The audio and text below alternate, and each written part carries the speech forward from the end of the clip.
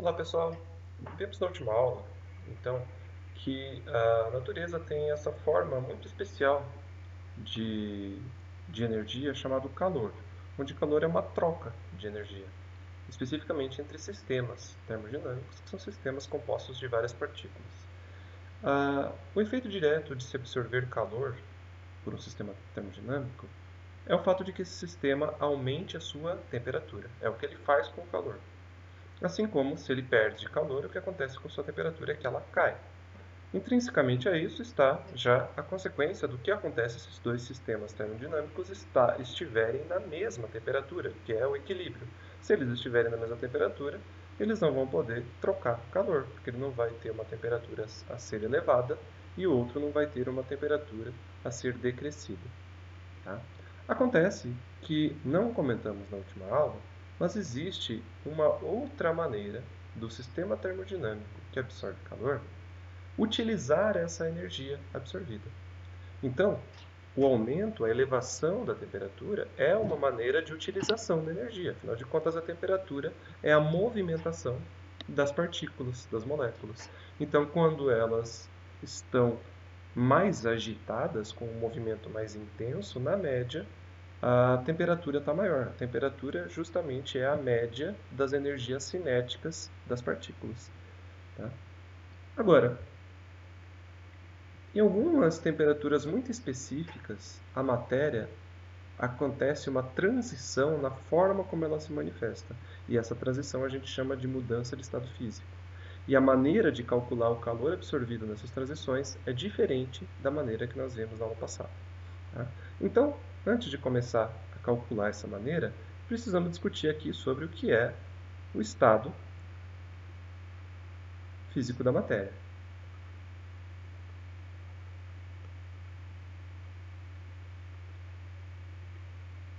Então, podemos dividir ele em três: o sólido, o líquido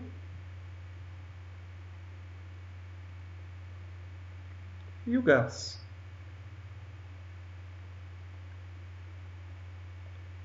Tá? O que é o sólido? É quando as partículas estão tão organizadas que a matéria possui volume e forma bem definida. O líquido possui volume bem definido. No entanto, o formato do líquido é o formato do recipiente no qual ele está armazenado.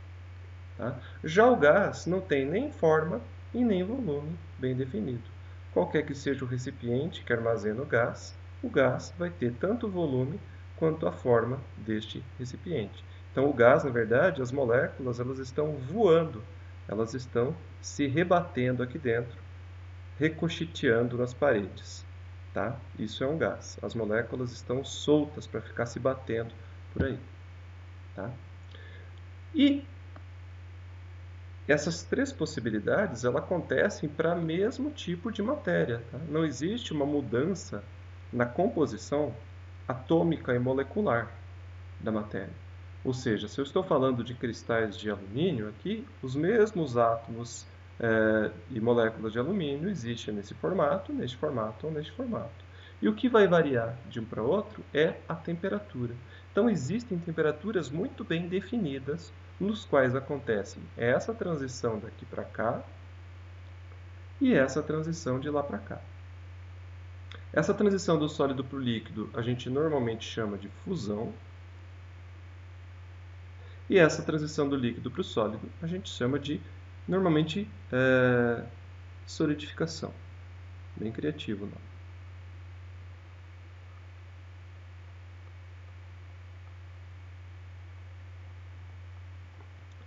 Do líquido para o gás, nós temos a vaporização.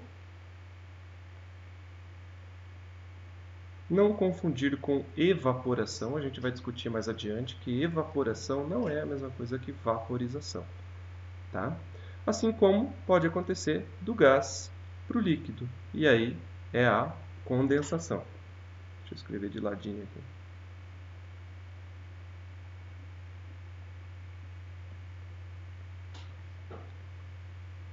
Ficou horrível.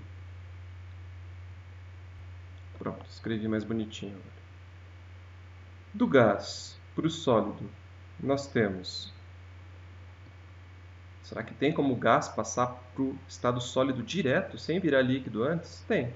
Isso daqui depende da temperatura, mas também depende da pressão. É um assunto que a gente vai ver na aula da semana que vem, tá? Não necessariamente você tem que fazer o caminho do gás para o líquido para o sólido. Pode ser direto do gás para o sólido, assim como pode ser direto do sólido para o gás, sem passar pelo estado líquido. Não é tão comum, mas pode. No caso do gás virando sólido, a gente chama de cristalização.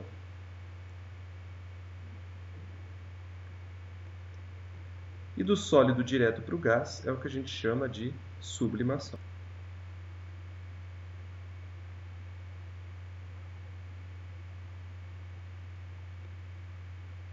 Tá? Essas transições acontecem na matéria para temperaturas bem definidas, definidas para cada pressão.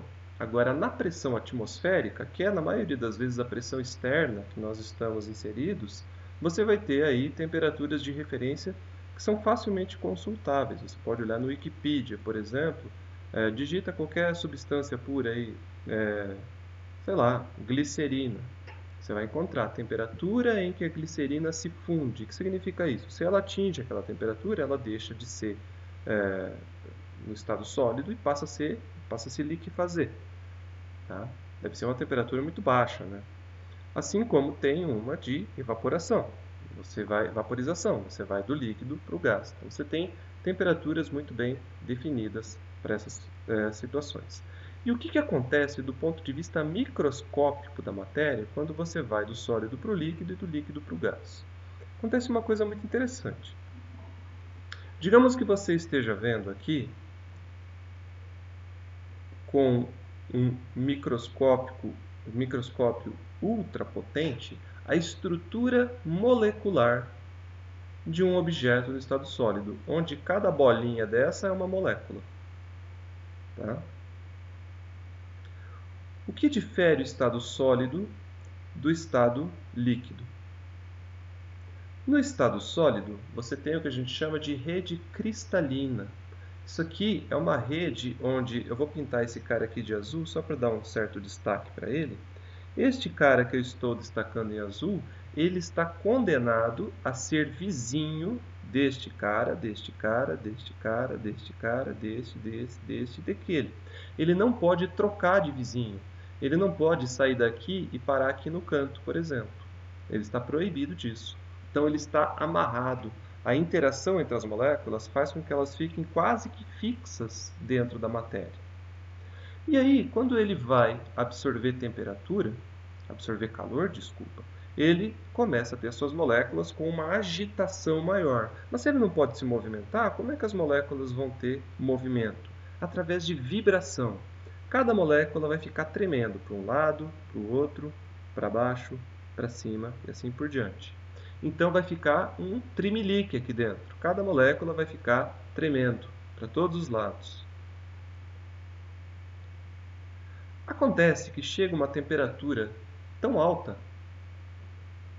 para cada substância, onde esse movimento de vibração ele é tão intenso que para que eu tenha uma molécula presa a uma outra molécula e essa daqui possa vibrar para cima e para baixo, e essa daqui também consiga vibrar para cima e para baixo, não tem saída. Eu começo a romper a ligação molecular. Eu começo a pegar este cara daqui e libertar da vizinhança deste cara de lá. E elas começam a transitar dentro da minha substância. Nessas circunstâncias, o meu objeto como um todo, que antes era no estado sólido, vai virar líquido, porque agora essas moléculas não estão numa estrutura regular, cristalina, onde todo mundo mantém uma distância média entre si. Você vai ter um cara que está aqui, outro que está aqui. Em outras palavras, a matéria vai ficar mais bagunçada. O estado líquido é um estado mais desorganizado do que o estado sólido.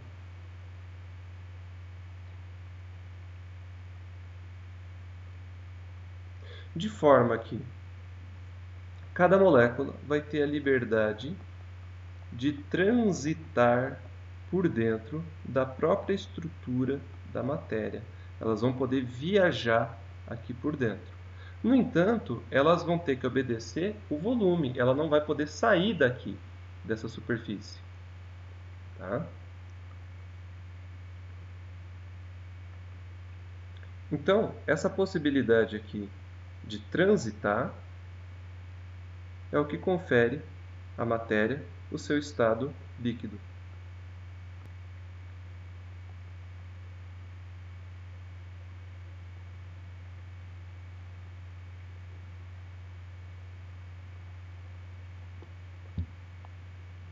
Ok? Agora, quanto mais temperatura você fornece para o estado líquido, quanto mais calor, então ele vai absorver calor daqui para cá. Se você continua fornecendo calor para ele aqui, vai acontecer uma nova transição. Qual é essa nova transição? Você vai ter a superfície do estado líquido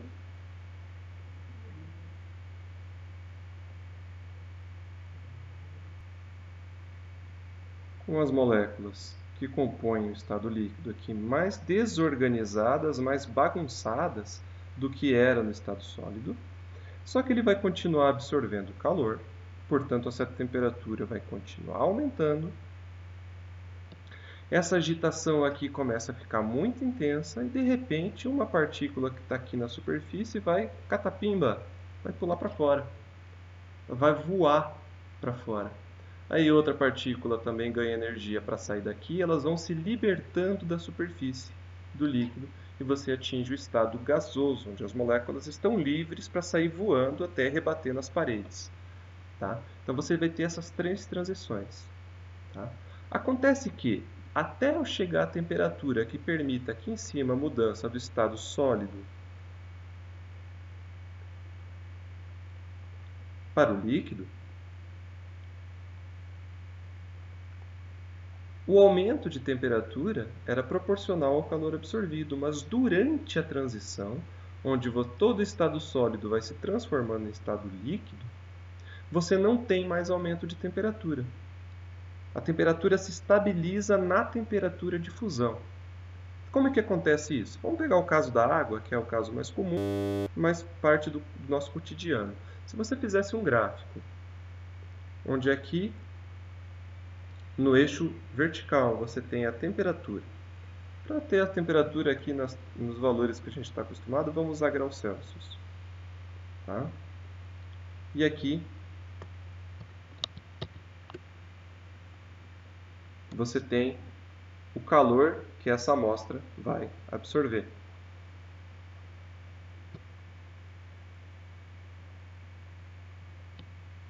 Tá? Então, eu começo a uma temperatura negativa, obviamente, em graus Celsius. O gelo no estado sólido está a temperatura abaixo de zero. Tá? E eu começo a absorver calor. O que vai acontecer com a temperatura? Vou fazer aqui de azul. Vai subir linearmente, uma relação de proporção, né? Então, você vai ter uma linha reta. Você vai ter uma linha reta até chegar em zero.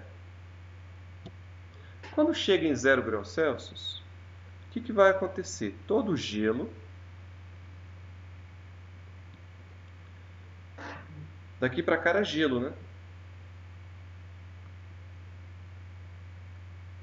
Vai começar a se fundir, porque 0 graus Celsius é a temperatura de fusão.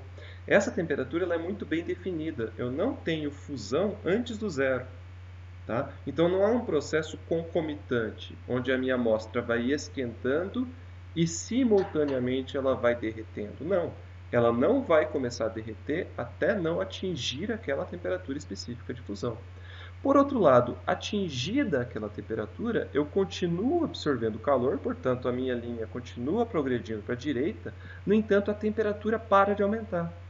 Durante todo o processo de transição de fase, não há variação de temperatura. Em outras palavras, enquanto eu houver uma mistura de água com gelo, aquela sopa, sopa é maneira de falar, né? aquela mistureba de gelo derretendo dentro de uma pocinha d'água, a temperatura vai ficar estável em 0 graus Celsius. Então, durante esse processo aqui, você vai ter ele estabilizado, vou fazer de vermelho aqui, que é o derretimento.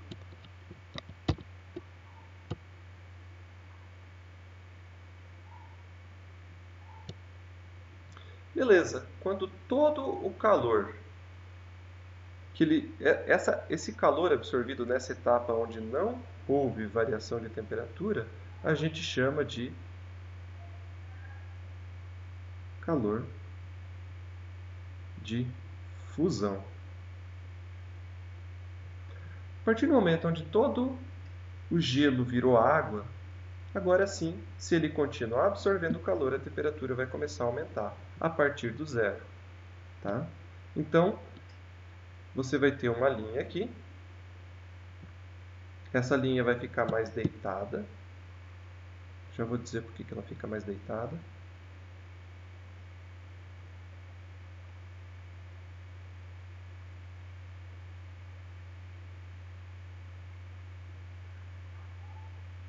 Aqui assim.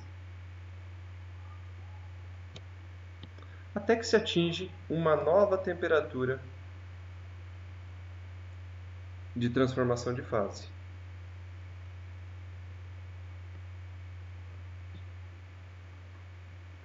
Essa temperatura aqui, no caso da água,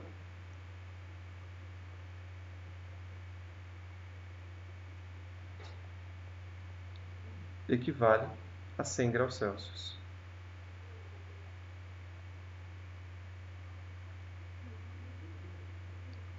Cada substância vai ter as suas duas temperaturas, a de fusão e a de evaporação.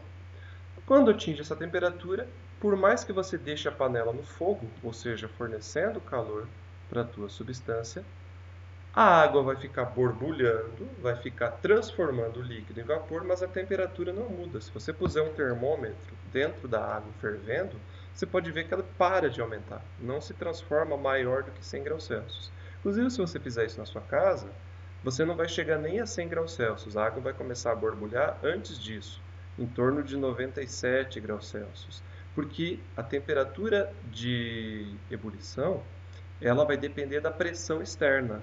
A água ferve a 100 graus Celsius se você tiver uma pressão de 1 atm.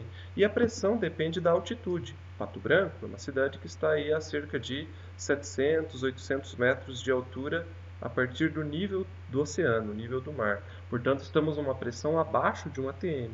Isso faz com que seja mais fácil para a água virar vapor aqui do que lá no litoral. Então aqui nós temos uma temperatura de ebulição um pouco menor. Mas não importa, enquanto a água está fervendo, ela não aumenta mais de temperatura. Portanto, eu continuo fornecendo calor para a água através da boca do fogão, então essa linha continua para a direita, mas a temperatura não sobe. Então eu tenho uma nova linha horizontal. Eu vou fazer de verde aqui. Tá? Deixa eu me diminuir aqui. Então, deixa eu só esticar o meu gráfico.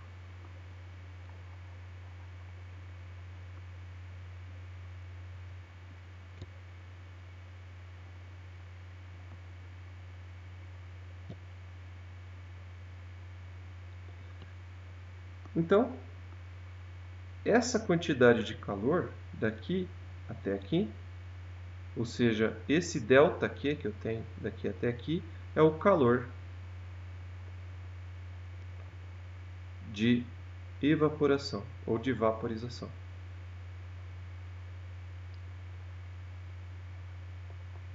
Então, isso é muito importante, durante as mudanças de fase não há variação de temperatura. Por que não há variação de temperatura?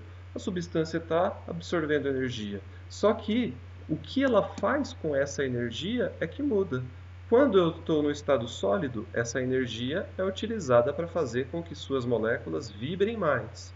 Quando eu estou no estado líquido, essa energia é utilizada para fazer com que as moléculas viajem mais rápido. Agora, quando eu estou passando do sólido para o líquido, eu estou usando essa energia para arrancar as moléculas de suas vizinhas. e não para fazê-las vibrar mais. Por isso que a temperatura para de aumentar. Assim como, quando eu estou passando do líquido para o gás, eu estou utilizando a energia que eu forneço na forma de calor para fazer essas moléculas saltarem da superfície do líquido e virarem moléculas gasosas, e não mais para agitar elas. Portanto, durante as transições, a temperatura para de aumentar. Essa talvez seja a coisa mais importante da aula de hoje. Não que vocês não devam dar atenção para o restante, mas o que tem de mais importante a ser lembrado é o seguinte: durante. Deixa eu fazer aqui de outra cor. Durante. Opa! Mas vai de verde mesmo.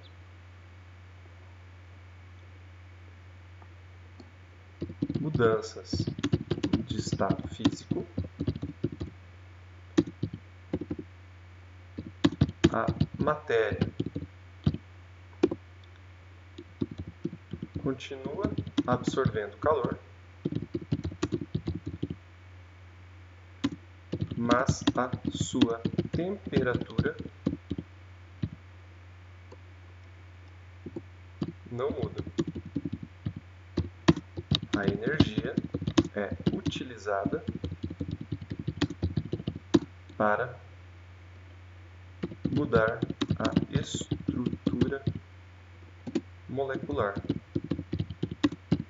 da substância e não para aumentar seu grau de agitação. O grau de agitação é o que a gente chama de temperatura.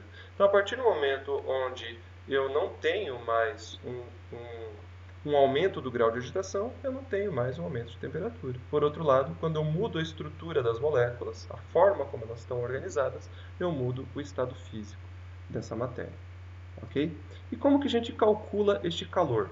Muito simples. Como é tudo empírico, basicamente, se você quiser calcular o calor necessário para fundir o gelo e torná-lo água, o que você faz? Vai para o laboratório, pega uma quantidade de 1 kg de gelo a 0 graus Celsius, ou seja, já na temperatura de fusão, fornece uma quantidade de energia até que ele se transforme inteiramente em água. Tá?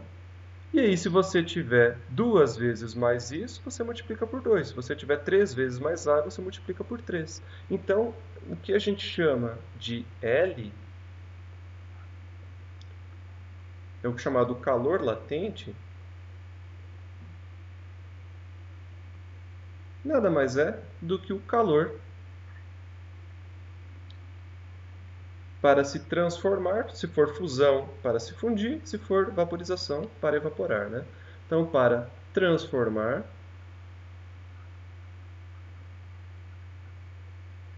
1 quilograma de matéria. E aí, se você tem mais matéria do que 1 quilograma, o calor para uma quantidade maior vai ser simplesmente o L multiplicado pela quantidade de massa. Tá? Então, este é a equação do calor de transformação. Se você tem só 1 kg, 1 vezes L. Tá? Alguns calores de transformação aqui. O mais comum, o L de fusão. Cada substância vai ter 2, né? Um para fusão e um para evaporação. Da água,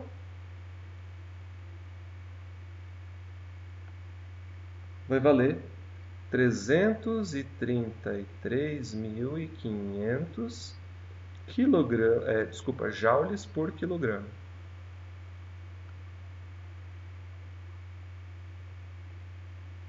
Alguns exercícios vão falar em calorias por grama, né? Então tem toda aquela questão da transformação. Calorias por grama. Então, joules para caloria você divide por 4.180. Quilograma por grama você divide por 1.000, mas como está no denominador, você multiplica por 1.000. Tá? E o L de evaporação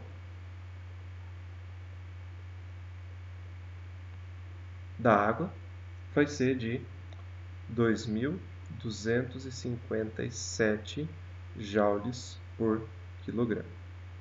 Tá? E aí cada exercício vai ter o seu. Beleza, gente? Preste atenção que nessa equação aqui não tem o sinal, então é você que vai ter que dizer se esse sinal é positivo ou negativo. Naquela equação que nós vimos na aula passada, essa daqui, ó, só lembrando, o calor de aquecimento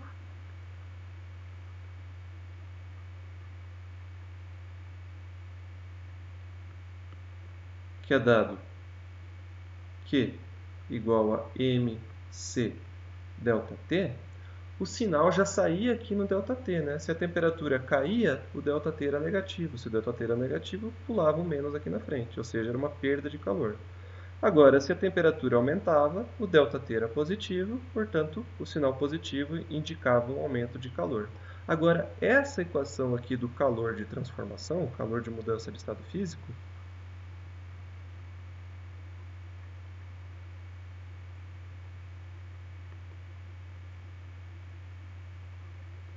não tem condição de sair um sinal negativo, porque é um L, que é uma constante da substância, vezes um M. Então é você que vai ter que saber se vai ter um sinal de menos ou de mais. É você que vai ter que colocar no braço aqui, na mão. Tá? E como é que você vai saber disso? Analisando se essa transformação se trata de uma perda de energia da substância ou de um aumento. Se eu estou indo de um estado sólido para um estado líquido, é um aumento. É uma situação onde a matéria está mais aquecida, mais energética. Portanto, é o calor positivo. Agora, se é uma condensação, onde eu tenha líquido se transformando em sólido, é uma perda de calor. Então, você vai calcular o calor e colocar um sinal negativo na frente. Mesma coisa para a evaporação. Se a água se transformando em gás, você vai ter um caso de calor positivo. Agora, se é um gás que está condensando... Antes eu falei condensando, né? No caso de líquido se transformando em sólido, é solidificando. Agora, se é um gás se transformando em líquido, que aí sim é o caso de condensação, é um calor negativo, porque você está indo de um estado mais energético para o estado menos. Por isso, a minha substância tem que perder calor. Calor perdido é negativo. Tá? Um parênteses importante a ser feito aqui.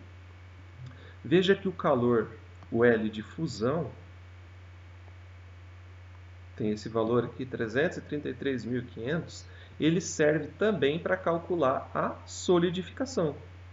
Então, esse mesmo 333.500, você vai calcular se você está indo do sólido para o líquido, ou utilizar ele nessa equação de cima, supondo que ele vai do líquido para o sólido. O que muda? O sinal aqui. Se ele vai do líquido para o sólido, você vai ter que colocar um menosinho aqui na frente. Tá? E é isso, gente. Agora, podemos fazer aí alguns exercícios. Um exemplo de aplicação direta de equação.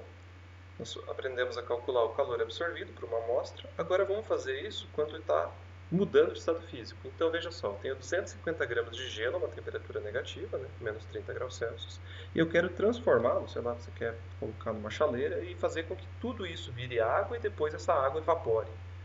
Tá? Quanta energia eu vou ter que despender? Para isso, você vai ter que quebrar esse processo em 4 etapas. Você não vai poder usar uma única equação. Você vai ter que usar 4 equações. Então, você vai ter aqui, fazer em azul, o Q1, que vai ser para aquecer o gelo. Como assim, aquecer o gelo? Você vai ter que elevar a temperatura do gelo de menos 30 graus Celsius para até zero. Não até 100, até zero, porque antes de virar líquido ele derrete. Então, como é que você calcula o Q1? Q1 é igual a massa, né, multiplicado pelo calor específico do gelo, que ele começa nesse estado, que multiplica a variação de temperatura. Até onde ele vai esquentar? Até zero. Essa é a final. Menos a inicial. E qual é a inicial? Menos 30. É importante que você obedeça a regra de sinais. Final menos a inicial e a inicial é negativa. Tá? Então você vai fazer essa continha e você vai encontrar o Q1. Então, 250 gramas passa para quilo, né? 0,25. O C do gelo está ali em cima escrito, 2.100, que multiplica 30. Isso aqui, então, vai ser 0,25 vezes 2.100 vezes 30. 15.750 joules. Próximo calor, Q2. É o calor para fundir o gelo. Agora o gelo está a 0 graus, né? Então ele vai ter que se transformar em água, mas não água a 100 graus Celsius. É água a 0. Ele vai ter que passar de gelo a 0 para água a 0. Então você vai ter 0,25, que é a massa, multiplicado pelo L, que é 333.500. Então, o Q2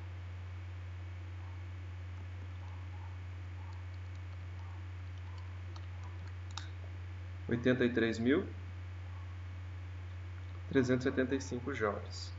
Então perceba como a minha substância demanda muito mais energia para derreter, porque tem que ter 85.000, do que para aquecer, que precisa de 15.000. Ou seja, todo o processo de elevar a temperatura do gelo de menos 30 até 0 utiliza uma fração da energia do que para só derreter o gelo de 0 para a água também a 0. Né? Então o processo que mais demanda energia é o derretimento. Não por acaso, não sei se vocês já perceberam, se você vai dar uma festa na sua casa, você pega uma caixa de isopor, coloca bebidas ali e coloca gelo. O gelo vai estar a uma temperatura negativa, normalmente no freezer ele vai estar a menos 30. Rapidamente ele vai começar a formar uma pocinha de água no fundo, que é quando ele começa a derreter. Aquela água está a 0. Então tudo, a mistura de água com gelo está a 0. Então demora muito pouco tempo para ele começar a derreter. Agora, a partir do momento que derrete, aquele sopão que vira ali de água misturado com gelo, fica muitas horas derretendo. Porque é o processo que mais consome energia é o derretimento e não o aquecimento do gelo. Tá? Temos mais duas outras etapas. Qual é a terceira etapa? Agora que eu tenho água, você vai ter aqui um Q3, que eu vou fazer de verde, que é o quê? O aquecimento da água. Tá? Então o Q3 vai ser a massa de água. Muita atenção, eu tenho que trocar o calor específico, não é mais esse daqui. Deixa eu voltar. Não é mais esse.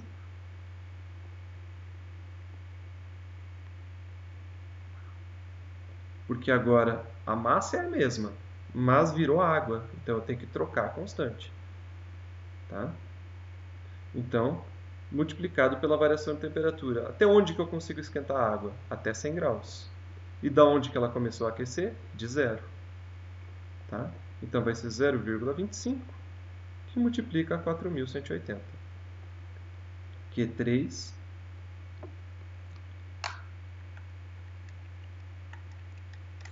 vai dar 1.045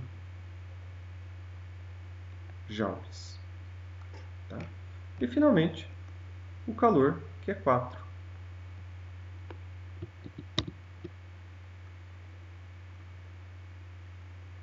Onde Q4 é o calor de evaporação. Onde toda essa massa de água aquecida até 100 graus vira vapor também a 100 graus. Opa, Q4.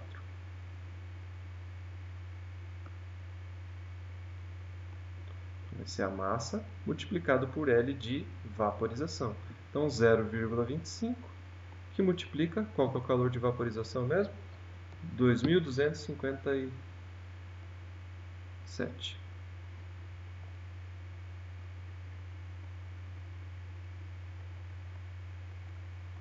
Então Q4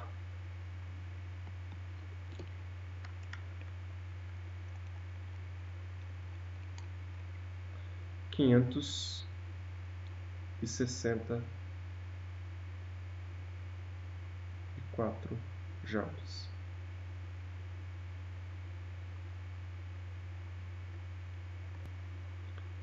Pessoal, um errinho aqui, eu notei que ficou muito pequeno, eu fui verificar, esse valor aqui está errado, tá? Esse valor aqui, inclusive na aula passada também acho que eu falei errado, então se vocês estão vendo a aula de hoje, se atentem a isso. Tá, tem 3 zeros faltando aqui, tá? Senão vai dar muito pequeno. Então aqui, ó, é 2.257.000. Então tem 3 zeros aqui faltando.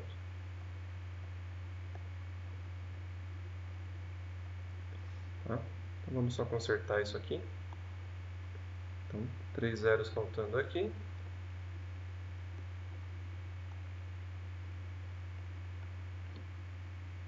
Então, vai aparecer 3 zeros aqui embaixo.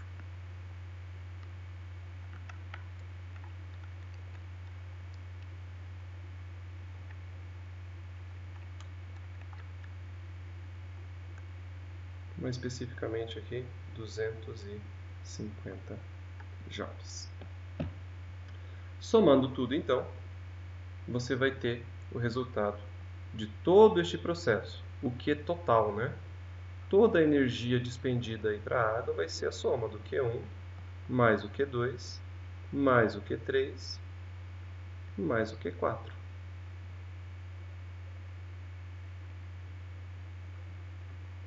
Eu já nem lembro mais quais são todos esses valores. Vamos lá. 15.750, 83.375,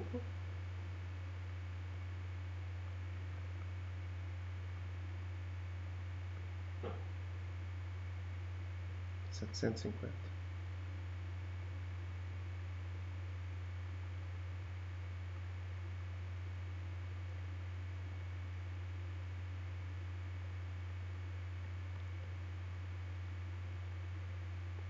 Mil e 45,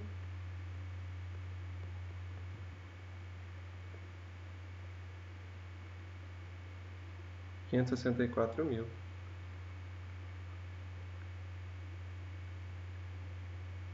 250. Soma tudo, você vai ter então a energia inteira para fazer todo esse processo.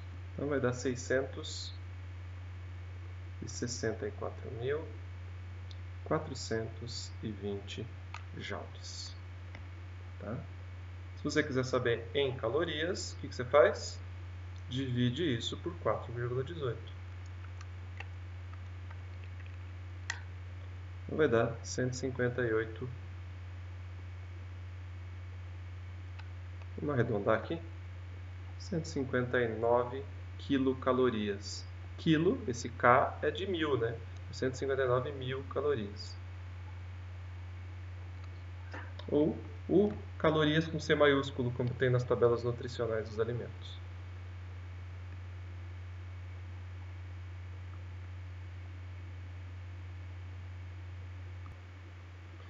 Por fim, vamos fazer um exemplo agora um pouquinho mais desafiador, que é aquele tipo de exemplo onde você mistura sistemas termodinâmicos a temperaturas iniciais distintas e procura saber qual é a temperatura em que eles atingem o equilíbrio.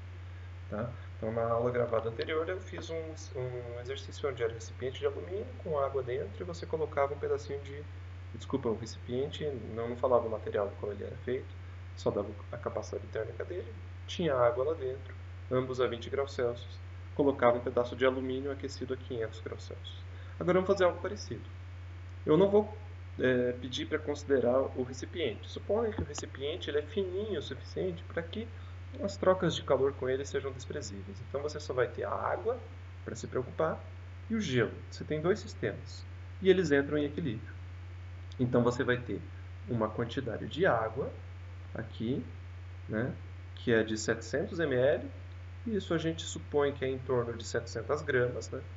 A água tem uma densidade quase que de 1 para 1, a 20 graus Celsius, e você colocou gelo, 50 gramas, a menos 45 graus Celsius. Obviamente que o gelo vai derreter, depois de derreter ele ainda vai aquecer um pouquinho até a temperatura de equilíbrio. A pergunta que eu faço, qual é essa temperatura? Tá? Qual é a dificuldade aqui? Apesar de você ter só dois sistemas, a água e depois o gelo, um desses sistemas, que é o gelo, ele vai passar por três processos. Aquecer até zero, derreter após atingir 0 graus e depois virar a água e aquecer até a temperatura de equilíbrio. Então você vai ter 4 calores a se somar. A gente sabe que a soma dos calores tem que dar zero, né? O Q do gelo somado ao Q da água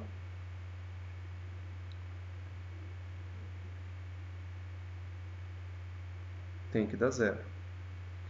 A água vai ter um calor positivo ou negativo?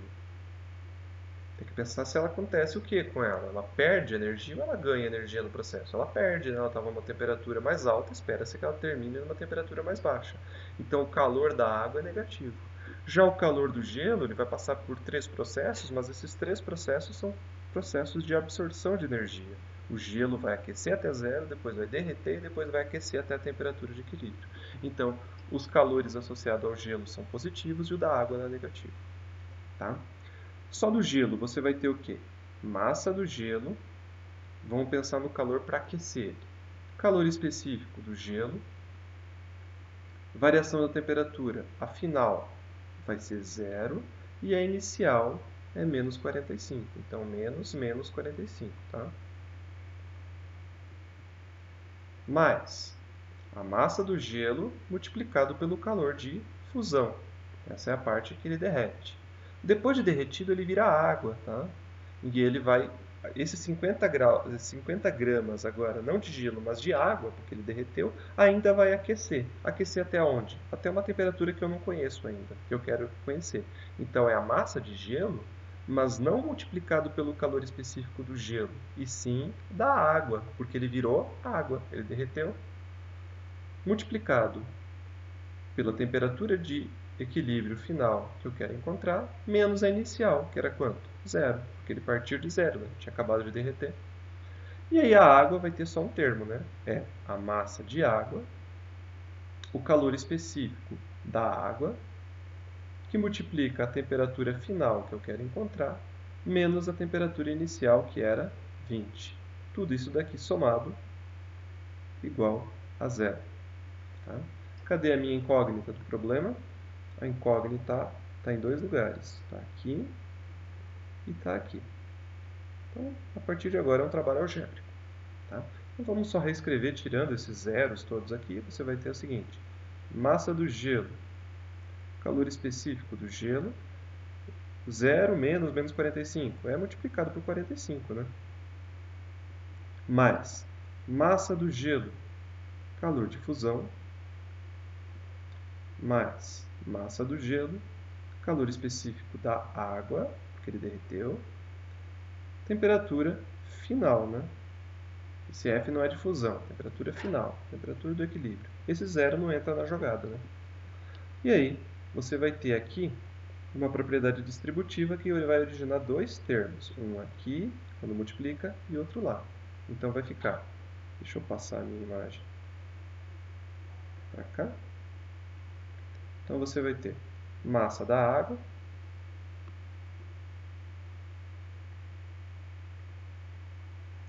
calor específico da água vezes a temperatura final, menos a massa da água, calor específico da água, vezes 20. Tudo isso aqui dá zero. Quem eu quero encontrar está aqui e aqui. Então, eu vou manter esses dois termos do lado esquerdo da igualdade. Então, massa do gelo, calor específico da água, TF, mais massa da água, calor específico da água, TF. Todo mundo que não é nenhum desses dois termos passa para o outro lado da igualdade com sinal oposto. Então vai dar, começando por aqui, é negativo, passa para lá positivo. Massa da água, calor específico da água vezes 20, menos massa do gelo, calor de fusão, menos massa do gelo, calor específico do gelo, vezes 45. Tá? Vamos pegar essa frase que é meio comprida aqui, vamos copiar ela e vamos passar para outra página.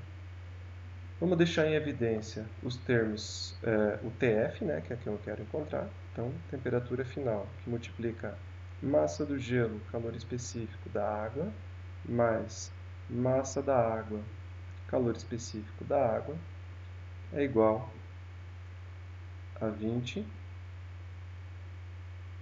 massa da água, calor específico da água, menos massa do gelo, LF, menos massa do gelo, C do gelo, vezes 45.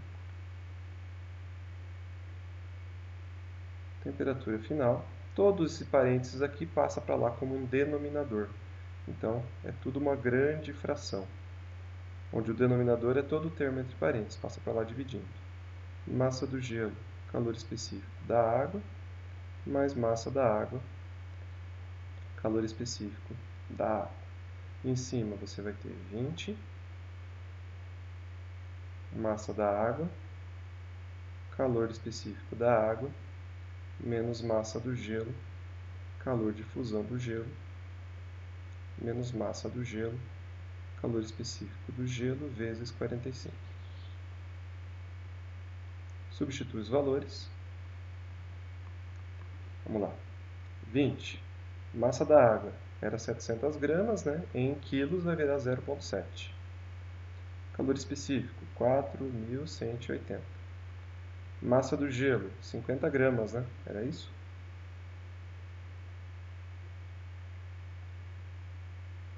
gramas. Então, 0,05 kg. Calor de fusão, 333.500. Menos. Massa do gelo, 0,05.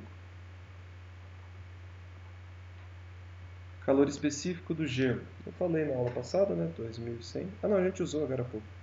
2.100 multiplicado por 45. Divide tudo isso por massa do gelo, 0,05 vezes 4.180, mais massa da água, 0,7 vezes 4.180. Uma continha para fazer na calculadora, né? Vou fazer ela aqui. Eu fiz a continha aqui enquanto eu pausei o vídeo, cheguei no resultado de 11,8 graus Celsius. Então, é razoável, né? A água estava a 20 graus, 700 gramas de água. Você colocou 50, um gelo de 50 gramas é bastante, né? É um gelão assim, né? A uma temperatura bem negativa, terminamos uma temperatura de 11,8 graus Celsius. Ok? Tudo de bom, estudem e até mais. Tchau, tchau.